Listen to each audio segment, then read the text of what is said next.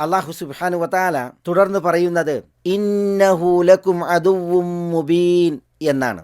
ഇന്നഹു തീർച്ചയായും അവൻ ലക്കും നിങ്ങൾക്ക് അദുവ്വും മുബീൻ വ്യക്തമായ ശത്രുവാകുന്നു എന്നാണ്. ഇവിടെ ഇന്നഹു എന്നുള്ളത് തഅലീലിന് വേണ്ടി എന്നതിൽ സംശയമല്ല.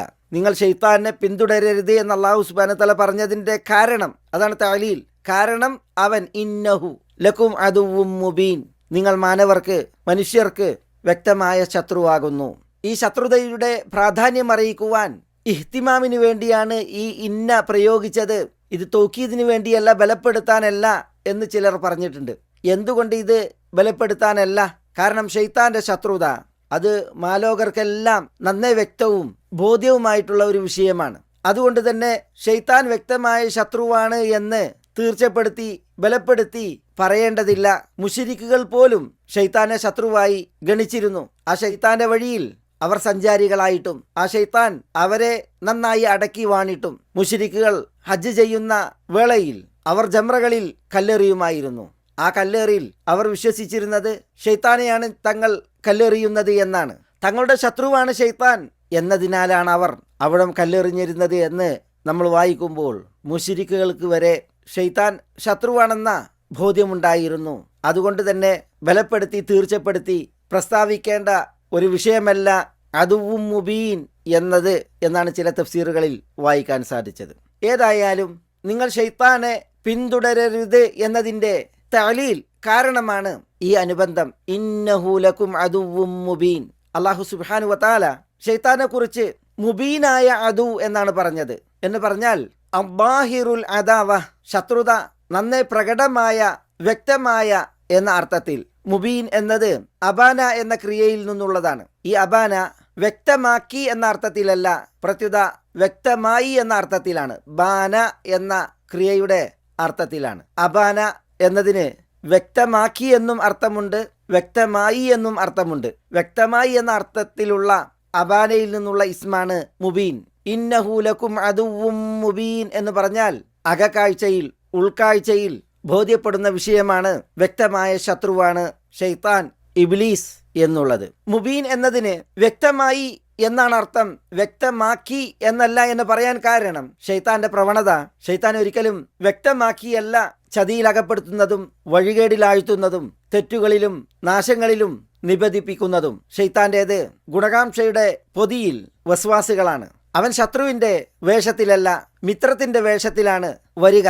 ശത്രുത അവന്റെ ഉള്ളിലാണ്, അവന്റെ പുറം മിത്രമായിട്ടാണ്. അതുകൊണ്ടാണ് അല്ലാഹു സുബ്ഹാനഹു വതആല വമൻ യത്തഖിദി ശൈത്താന വലിയ്യം മിൻ ദൂനില്ലാഹ് ഫഖദ് ഖസിറ ഖുസ്റാനം മുബീന എന്ന് സൂറത്തുൻ നിസാഇന്റെ 119 പറയുകയുണ്ടായത്. ശൈത്താനെ വല്ലവരും അള്ളാഹുവെ കൂടാതെ വലിയായി സ്വീകരിച്ചാൽ വലിയ മിത്രമാണ്. ഫഖദ് ഖസിറ ഖുസ്റാനം മുബീന, അവൻ വ്യക്തമായ നഷ്ടത്തിൽ അകപ്പെട്ടിരിക്കുന്നു തീർച്ച എന്ന്. പ്രത്യക്ഷത്തിൽ ശൈത്താൻ വരികയായാൽ തന്നെ മറ്റൊരാളുടെ വേഷം കെട്ടി താൻ ശൈത്താനാണെന്ന് അറിയിക്കാത്ത വിധത്തിലായിരിക്കും. ബദറിലൊക്കെ ശൈത്താന്റെ അവതരണം നമ്മൾ ചരിത്രത്തിൽ വായിക്കുന്നില്ലേ? അല്ലാഹു സുബ്ഹാനഹു വതആല അതിനെക്കുറിച്ച് വിശുദ്ധ ഖുർആനിൽ പരാമർശിക്കുകയും ചെയ്തില്ലേ?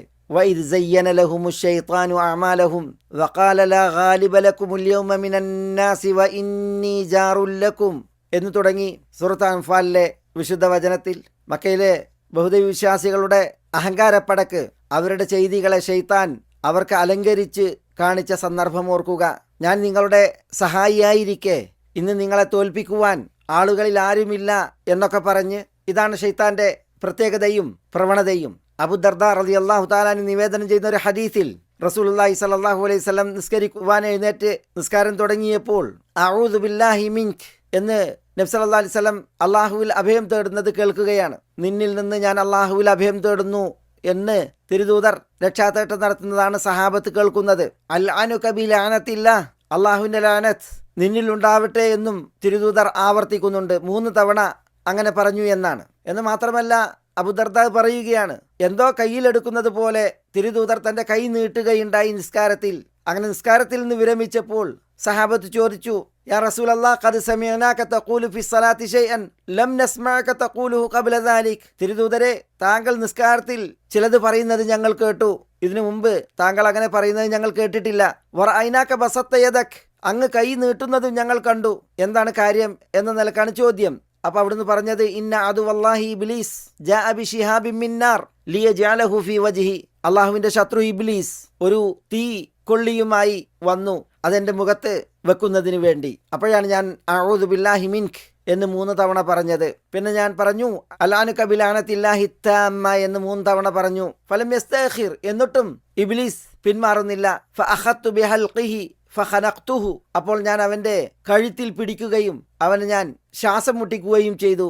ഫമസിൽതു അഖ്നുഖുഹു ഹത്താ വജദ്തു ബർദ ലുആബിഹി ബൈന ഇസ്ബിഐ ഹാതൈൻ അൽ ഇബ്ഹാം വല്ലതി തലീഹ. ഞാൻ അവനെ മുറുക്കി പിടിച്ചുകൊണ്ടിരുന്നു.